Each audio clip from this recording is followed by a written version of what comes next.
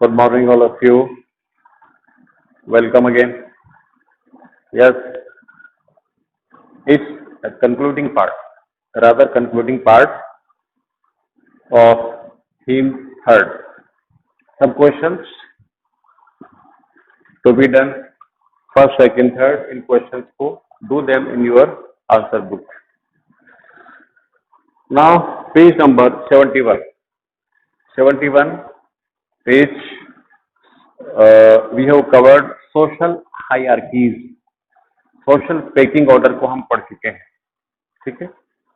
हमने पढ़ा था उसमें टॉप पर थे आपके सीनेट या सीनेटर्स सोशल ऑर्डर में, सेकंड में थे आपके इक्वेस्टेरियन, थर्ड थे आपके प्लेब्स या कहें आप लोअर क्लास के लोग, और फोर्थ थे आपके स्लेव।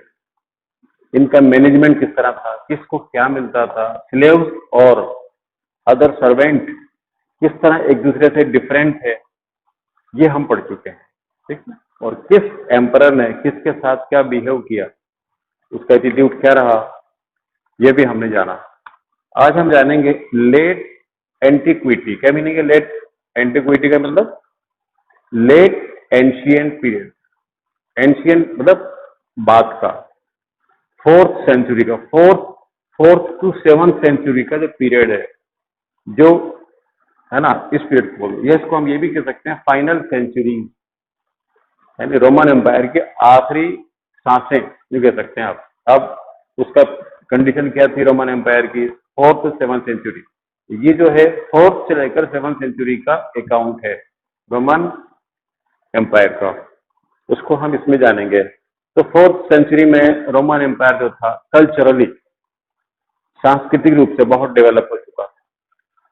फोर्थ और सेवंथ सेंचुरी ये जो है, ये रोमन एम्पायर के इवोल्यूशन, इसके डेवलपमेंट और इसके ब्रेकअप के लिए जाना जाता है। क्या क्या यहाँ पर तरक्कियां हो चुकी थी, क्या क्या विकास हो चुका था, कौन कौन से राजाओं ने, शहंशाहों ने यहाँ पर क्या क्या चेंजेस की और क्या क्या बनवाया, है ना, ये इसमें आप जानेंगे।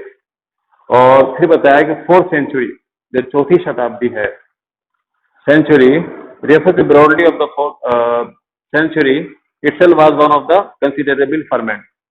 चौथी जो शताब्दी की अपने आप में फर्मेंट है, बहुत ही एक्टिव, बहुत ही हेक्टिक सेंचुरी रही है, बहुत ही इसमें उथल पुथल हुआ है, काफी चेंजेस, काफी डेवलपमेंट, काफी रीइंफोर्समेंट हुए हैं इसमें जैसे कल्चरली भी, सांस्कृतिक रूप से भी, और इकोनॉमिकली भी, इकोनॉमिकली आर्थिक रूप से भी डेवलपमेंट हुए हैं एट द कल्चरल लेवल। अब अगर हम कल्चर की बात करें, संस्कृति की बात करें, द पीरियड फ्रॉम मोमेंटल डेवलपमेंट, संस्कृति में चौथी शताब्दी में संस्कृति बहुत डेवलप हो चुकी थी, काफी ज्यादा यहाँ पर काम हो चुका था संस्कृत में। और ये डेवलपमेंट जनरली किस पर बेस्ड था? धर्म पर। रिलीजियस लाइफ ने काफी हद तक इफेक्ट किया था वहां के लोकल लोगों को, वहां के एम्परर्स को। और धर्म क्या था वहां पर? मेन धर्म क्या था? क्रिश्चियनिटी, ईसाइयत, ईसाई धर्म। विद द एम्परर कॉन्स्टेंटाइन, और कौन से एम्परर थे? कॉन्स्टेंटाइन नाम के एम्परर, जिन्होंने काफी डेवलपमेंटल काम करवाए, deciding to make Christianity the official language. और इन्होंने ऑफिशियल रिलीजन के रूप में क्रिश्चियनिटी को अपनाया, है ना। क्रिश्चियनिटी ऑफिशियल लैंग्वेज भी और ऑफिशियल रिलीजन भी डिक्लेयर किया इन्होंने। And with the rise of the Islam. अब इसके बाद, इसके साथ इसमें आया fourth to seventh century. Seventh century में इस्लाम का राइज होता है, इस्लाम का उदय होता है नहीं, rise of the Islam in the seventh century. But there were equally important changes, लेकिन इसके साथ साथ कुछ और समानांतर बदलाव हुए, चेंजेस हुए of the state that began with the emperor Diocletian. Diocletian नाम के एम्परर, जिन्होंने बहुत ही मेरिटोरियस काम किया, बहुत ही प्रेज वर्दी काम किया रोमन एम्पायर में, फोर्थ सिक्स सेंचुरी के मिडिल में। डायोक्लेशियन का नाम पॉपुलर है। इनके साथ साथ और भी हैं, लेकिन ये भी एक नामी, एक फेमस आदमी है, एम्पर डायोक्लेशियन। 284 to 205 ये इनका पीरियड है। And it may be best to start with this. तो अच्छा ये होगा कि हम डायोक्लेशियन या कुछ कामों को डायोक्लेशियन और उसके बाद कॉन्स्टेंटाइन इनके कुछ कामों का यहाँ पर जिक्र करें कि इन्होंने क्या क्या कंट्रीब्यूशन अपनी ओर से क्या क्या कंट्रीब्यूट किया, तो हम देखें। ओवर एक्सपेंशन, देखिए एम्पायर बहुत, ये आपको पता है रोमन एम्पायर बहुत बड़ा था, बहुत वास्ट था, बिग था। तो इतने बड़े एम्पायर, अब इसमें कुछ एरिया ऐसे थे जो बिल्कुल बेकार भी थे, फ्यूटाइल थे, यूजलेस थे। तो डायोक्लेशियन ने समझदारी ये की कि उन एरियाज को कट ऑफ कर दिया, उनको छोड़ दिया। इकोनॉमिकली बेकार थे और इकोनॉमिकली और स्ट्रेटेजिकली, दोनों रूप से अगर वो बेकार थी, स्ट्रेटेजिकली और इकोनॉमिकली, जो एरिया जो टेरिटरी बेकार थी, फ्यूटाइल थी, उनको इन्होंने डिस्कार्ड कर दिया, आइसोलेट कर दिया। ये पहला स्टेप लिया डायोक्लेशियन एम्परर ने। डायोक्लेशियन आल्सो फोर्टिफाइड, इन्होंने नेक्स्ट काम क्या किया, दूसरा काम क्या किया, इन्होंने अपने इलाके को फोर्टिफाई करवाया, उसकी किलेबंदी करवाई, उसकी बाड़ेबंदी करवाई, दीवारों को मजबूत करवाया, कोई दुश्मन हमला ना कर सके। और जितने भी इनके प्रोविंशियल जो एरियाज थे, जो बाउंड्रीज थी प्रोविंशियल प्रदेशीय, उनको भी मजबूत करवाया कि कोई किसी पर हमला ना कर सके, बाहर का शत्रु अंदर ना आ सके, उसको उन्होंने फोर्टिफाई करवाया डायोक्लियन ने। एंड सेपरेटेड सिविलियन, और सिविलियंस को, जो मिलिट्री में अब तक शामिल थे, उनका कोई ना कोई कंट्रीब्यूशन मिलिट्री के साथ था, तो सिविलियंस को मिलिट्री के साथ इन्होंने अब नहीं रखा, अब आइसोलेट कर दिया और मिलिट्री को पहले से ज्यादा रीइंफोर्स कर दिया, उसको स्ट्रॉन्ग कर दिया, मिलिट्री को और ज्यादा पावरफुल बना दिया, उसको ऑटोनोमस बॉडी बना दिया, मिलिट्री को और पावर दे दी पहले से ज्यादा। More powerful group Constantine. अब इसके बाद कॉन्स्टेंटाइन आए, ठीक है। ये तो शॉर्ट एंड स्वीट किसका, डायोक्लियन का एक अकाउंट है, उनका पॉजिटिव अकाउंट है जो उन्होंने रोमन एम्पायर में अंजाम दिया। इसके बाद कॉन्स्टेंटाइन, इन्होंने उन्हीं के मेजर्स को, उन्हीं के कदमों, उन्हीं के स्टेप्स को इन्होंने आगे बढ़ाया और उनको स्ट्रेंथन किया। तो Constantine consolidated some of these changes, ये चेंजेस जो डायोक्लियन ने किए थे उसको उन्होंने एज इट इज रखा और उनको पहले से और बेटर करवाया, उनको और मजबूत करवाया, उनको पहले से बेटर करवाया। And added others of his own, और कुछ और अपनी तरफ से इलाके उन्होंने इसमें ऐड किए कॉन्स्टेंटाइन ने। हिज चीफ इनोवेशन, उनका मुख्य जो इनोवेशन है, जो उनकी पहल है, जो पहली पहल है ना, वर इन द मॉनेटरी स्फीयर, वो है रुपये पैसे के क्षेत्र में। वो क्या है, वह इन्होंने एक सोने का सिक्का, 4.5 ग्राम प्योर गोल्ड सोने का सिक्का, सोना, वो उन्होंने सर्कुलेशन में किया।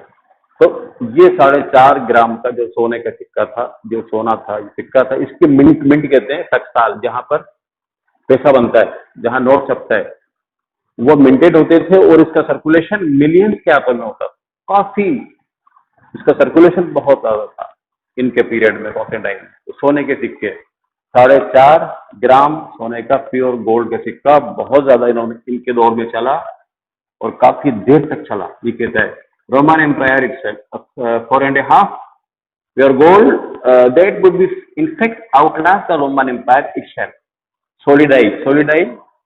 सोलिडियस सिंगुलर है और सोलिडाई प्लूरल है। ये सोने का सिक्का है 4.5 ग्राम का, वर मिंटेड ऑन ए, ये बड़े पैमाने पर इनको बनाया जाता था और इनका सर्कुलेशन मिलियंस के हाथों में होता था। द अदर एरिया, ये तो पहला इनोवेशन था इनका, है नहीं क्या, सोलिडियस सोने का सिक्का तो 450 ग्राम का है, ये इन्होंने चलाया और काफी टाइम तक चला और बहुत पॉपुलर रहा और उस दौर के अंदर रोमन का बहुत नाम हुआ, है नहीं, रोमन एम्पायर का। उसके बाद सेकंड जो इनोवेशन है, वो इनोवेशन है was the creation of second capital. इन्होंने दूसरी राजधानी क्रिएट करी, उसका नाम था कि मतलब इन्होंने अपने ही नाम पे रखा था उसको, कॉन्स्टेंटिनोपल, मतलब हिंदी में कहते हैं कुस्तुनतुनिया, हिंदी में कहते हैं कुस्तुनतुनिया। आज भी तो जो कॉन्स्टेंटिनोपल है, जिसके 3 साइड्स, जिसके नीचे 3 साइड्स में सी है, जैसे आपका इंडिया 3 साइड से समुद्र से सराउंडेड है, इसी तरह से जो कॉन्स्टेंटाइन की जो कॉन्स्टेंटिनोपल की जो लोकेशन है वो इस तरह से है। तो ये कह रहा है कि सेकंड जो इनोवेशन थी वो क्या थी, वो थी राजधानी, वो थी कैपिटल। अब कैपिटल जब कोई जगह कैपिटल में कन्वर्ट होती है तो आपको मालूम है क्या क्या चीजें वहां कितना डेवलपमेंट होता है। जयपुर कैपिटल है, दिल्ली कैपिटल है, आप देखिए दिल्ली कैपिटल है, दिल्ली ऐसा स्टेट है जो जितने भी स्टेट हैं आपके सबसे डेवलप है, हर चीज मिलेगी वहां पर, ठीक है, क्योंकि वहां पर पीएम से लेकर सारे लोग बैठते हैं वहां पर, जितने अधिकारी है, पॉलिटिक्स है, सब कुछ वही डिसाइड होता है। तो जब ये राजधानी बना, जब ये न्यू कैपिटल इसको बनाया गया तो बहुत डेवलपमेंट हुआ यहाँ पर, बड़े बड़े ब्यूरोक्रेट, बड़े बड़े ऑफिस, इन सबको किया गया। ये कह रहा है, अब ये कॉन्स्टेंटिनोपल की लोकेशन कहाँ पर, ये कह रहा है कि टर्की का जो मैप है उसको आप देखें तो वहां एक जगह मिलेगी आपको, इस्तांबुल। आज का जो इस्तांबुल है यही कॉन्स्टेंटिनोपल है, मतलब यहीं पर था वो कॉन्स्टेंटिनोपल, जिसे हम कहते हैं कुस्तुनतुनिया, ठीक है ना। ये वो लोकेशन है सराउंडेड, और ये 3 साइड से सी से घिरा हुआ है। एक न्यू कैपिटल रिक्वायर्ड, अब नई कैपिटल थी तो इसको नई सीनेट की जरूरत थी, सीनेट पार्लियामेंट, तो यहाँ नई सीनेट बनाई गई। नई सीनेट बनाई गई तो 4th सेंचुरी वाज परफेक्ट। अब ये 4th जो सेंचुरी है कॉन्स्टेंटिनोपल की, कॉन्स्टेंटाइन की, है ना, यहाँ पर क्या हुआ, एक बहुत तेजी के साथ विस्तार हुआ, extension of the governing classes. Governing class है राज राज करने वाले लोगों का, मतलब बड़े बड़े पॉलिटिशियंस का, बड़े बड़े एम्पायर्स का, एलाइट क्लास का, एरिस्टोक्रेटिक पीपल का, सबके ऑफिसेज, सबके महल, सबके क्वार्टर्स वहां पर बने। मॉनेटरी स्टेबिलिटी मतलब रुपया पैसा ये किस तरह का हो और किस तरह यहाँ पर इसका सर्कुलेशन हो, ये, और एंड एक्सपेंडिंग पॉपुलेशन, और वहां की बढ़ती हुई आबादी और वहां का रुपया पैसा, नई राजधानी का पॉपुलेशन, स्टिमुलेटेड इकोनॉमिक ग्रोथ, इन दोनों चीजों ने वहां की इकोनॉमिक ग्रोथ को काफी बढ़ावा दिया, उछाल दिया। मतलब वहां जो पैसा स्टार्ट हुआ उसका सर्कुलेशन इसका पीरियड में बहुत शानदार हुआ, और वहां जो गवर्निंग क्लासेस थी वो, और एक्सपेंडिंग पॉपुलेशन और बढ़ती हुई पॉपुलेशन, इन दोनों चीजों ने, इन दोनों चीजों का योगदान रहा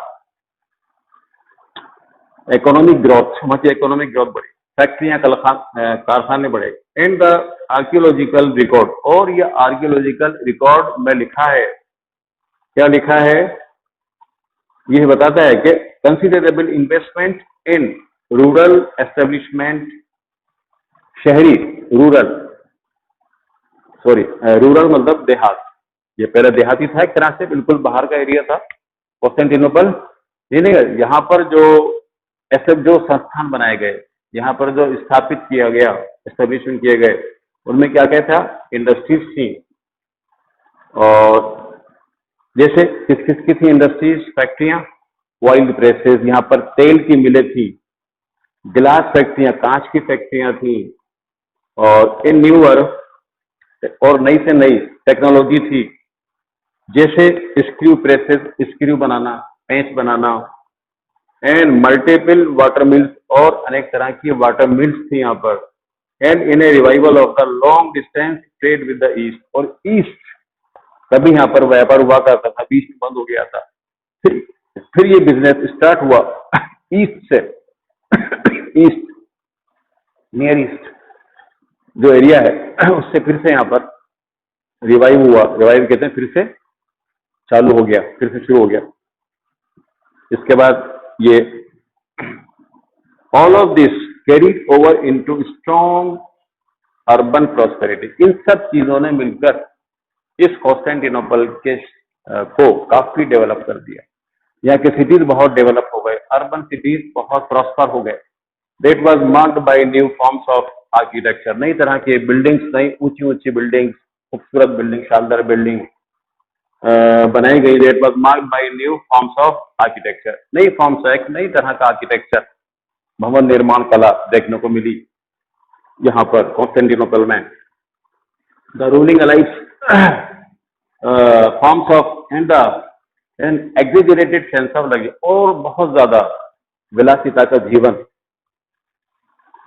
देखने में आया यहाँ पर, काफी शानदार, बेहतरीन, स्प्लेंडेड, ग्रेंजर से भरा हुआ। The ruling elite ruling elite, जितने भी एरिस्टोक्रेटिक लोग थे, वेल टू डू पर्सन थे, वर वेल्दियर, वो पहले से कहीं पैसे वाले थे, इन मोर और पहले से कहीं ज्यादा पावरफुल थे इन इजिप्ट। अब आप ले लीजिए इजिप्ट को ही, जो इजिप्ट है यहाँ का एग्जाम्पल दिया इन्होंने, हंड्रेड्स ऑफ पेपेराई। इजिप्ट मशहूर है काय के लिए? पेपिराई। पेपिराई वहां का जो बुक्स होती थी, जो भी होती थी, वो पेपिराई पर लिखी जाती थी। ठीक है, ये एक तरह का मटेरियल होता है, आपको बताएं तो उस पर, तो वहां ये बताता है Egypt contributed taxes of 2.5 million. कितना टैक्स पे करता था इजिप्ट उस दौर में, 4th और 5th सेंचुरी में? 2.5 मिलियन सॉलिडाइज, इतने सोने की मोहरें आया करती थी साल में, एनुअली। ये एनुअल था आपका, ईयर। रफली 35,000 पाउंड ऑफ गोल्ड, 35,000 पाउंड सोना साल में एक बार इजिप्ट से कॉन्स्टेंटिनोपल रोमन एम्पायर में आया करता था। ये कंट्रीब्यूशन था, इतनी खुशहाली थी। ये बताता है इस सेंचुरी में gold in the rain of the, किसके दौर में? जस्टिनियन।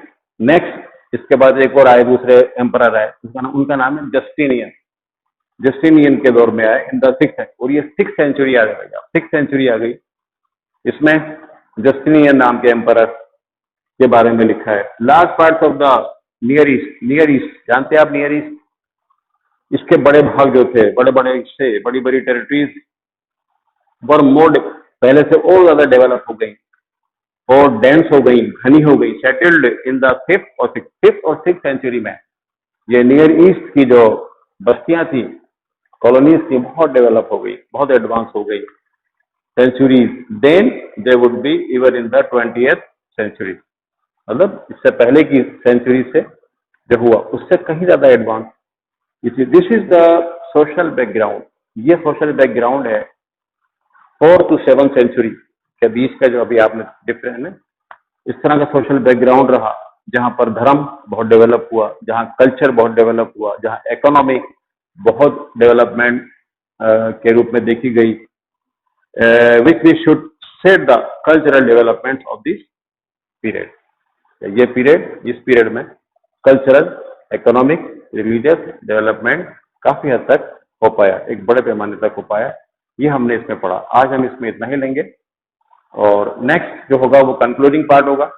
ये आपका जो पार्ट है ये खत्म हो जाएगा, और उसके बाद थीम 4 चलेगा। ठीक है, ये क्वेश्चंस आप कर लें, आपकी आंसर बुक में इन क्वेश्चंस को आप देख लें, डाल लीजिए। Thank you so much.